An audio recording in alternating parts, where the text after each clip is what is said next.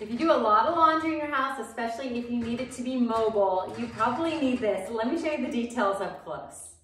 So what I love about it is that it has 4 different sorting areas. You have your dark laundry, your light laundry, your color, and you also have one you could use for towels. So you do have both say color, but you can change, you can have it so you can put one as towels. That's what I'm gonna do with it at least.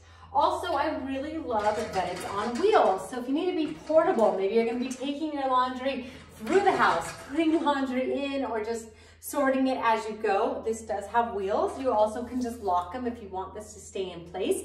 And then another big thing I liked was the bar up here. So whether you just need more closet space to hang things, you have that option. Or if you are doing laundry and some things need to be hand washed or separated out, you have that option to hang it up here, or maybe as it's drying, you can hang dry.